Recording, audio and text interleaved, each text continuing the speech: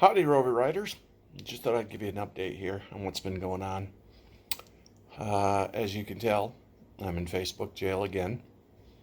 I don't know how much longer I'm going to be on Facebook. I've got my groups that I'm a part of cut down to just about everything.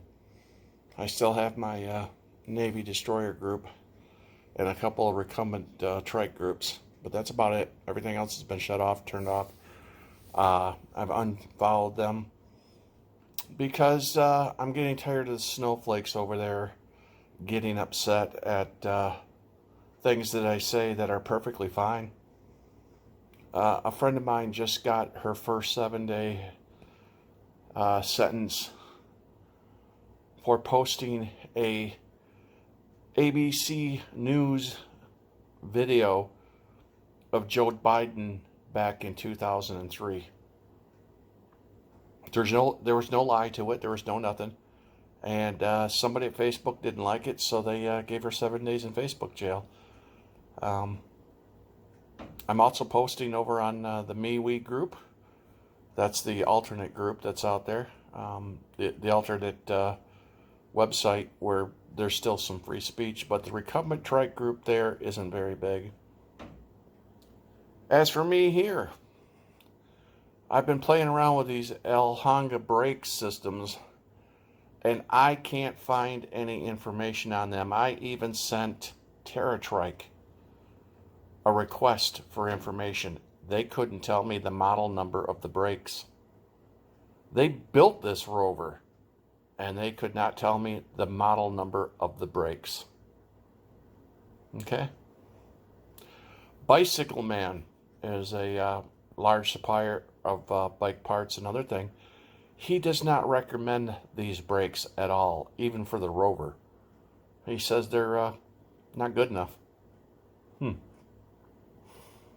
But I am waiting for the end of the month when I get my next retirement deposit.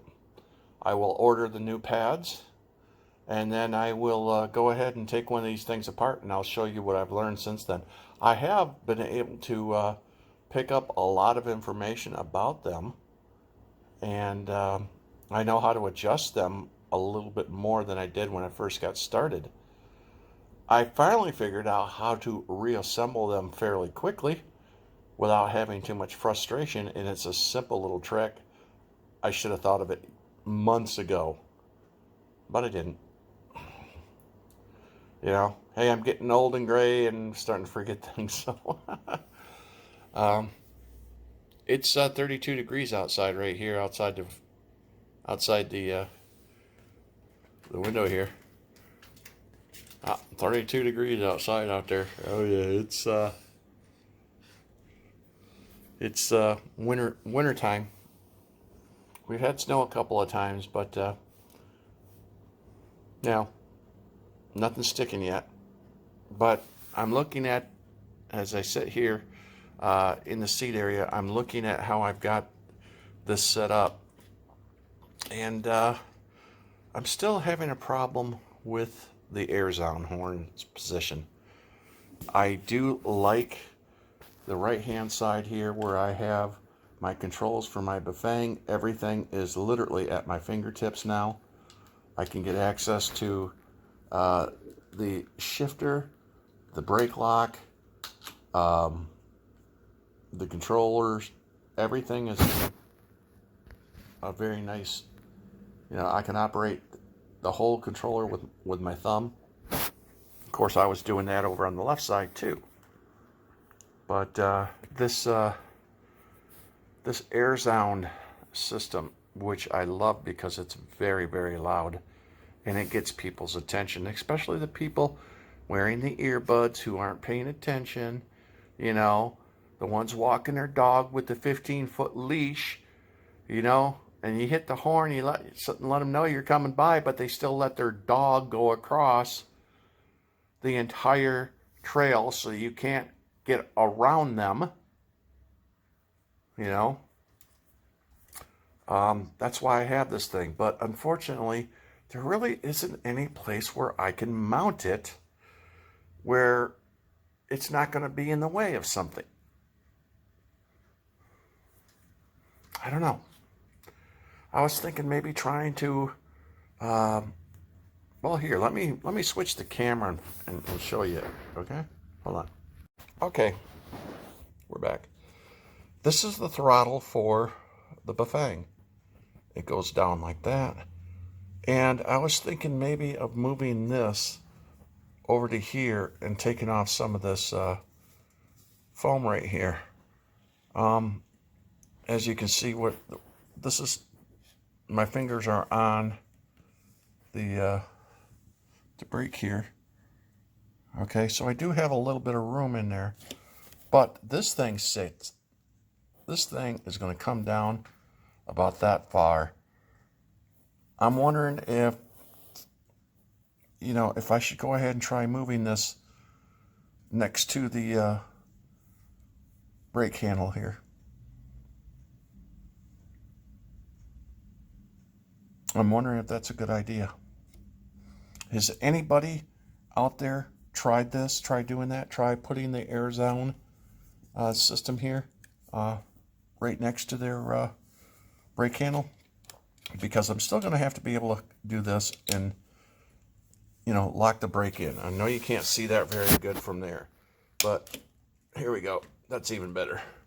Okay, so when I hit the brakes, I want to be able to hit the locking lever like that. So if the air zone is up here, am I still going to be able to do that? That's the question. And does anybody know if you can get the replacement foams for these? Because now that they don't make this trike anymore, are we going to even be able to get parts? And of course, our favorite topic right here, the brake system, the Alhanga brakes. There's not a model number stamped on this thing anywhere that I can find. But next time I take it apart, I'm going to really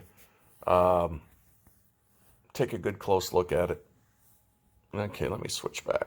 Okay, so as you can see, we've got a couple things going on that are in the works here.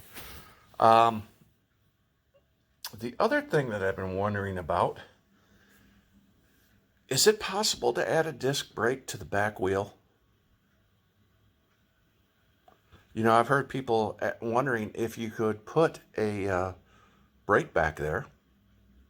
And I'm wondering, the number that's on the bottom of this Alhanga brake, when you take it off the wheel here, has two different numbers. It has a F number and an R number. And I found out that that means the front distance and the back distance, or the rear distance, the mounting hole distance or something like that. It has something to do with that.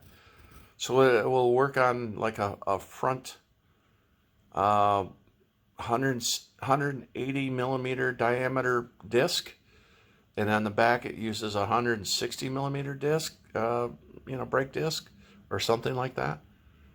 And it would be nice. I think it would be nice if I could have the front brakes on the right side, the rear brake on the left side, and that would really help when it comes to going downhill.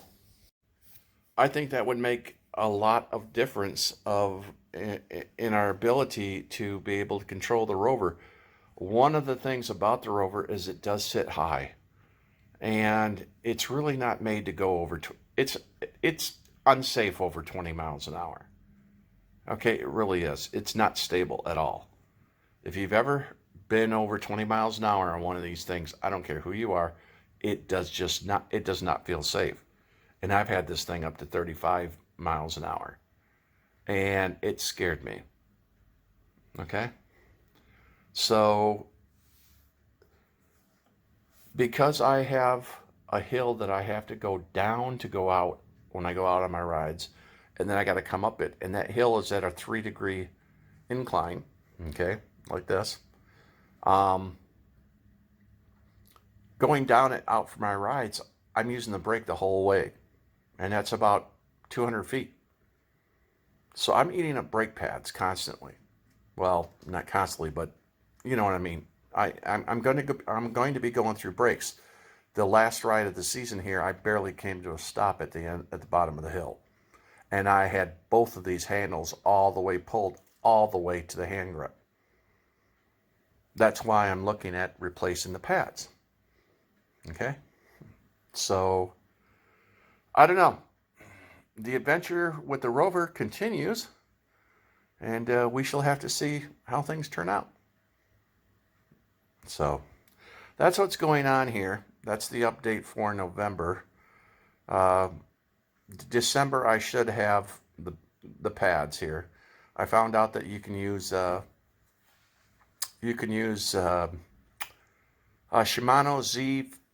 Z575 pads. I think are the same thing. All right. And I also found out there's a couple adjustments on these things I didn't know about. So we're going to be playing with those. And then we'll see where it goes from there. Okay? So see you next month. And if you don't see me, oh, one more thing. I can start posting on Facebook again the 17th of December. So we'll see it. We'll see you in the Facebook groups then. All right? Love being in Facebook jail. Talk to you later. Bye.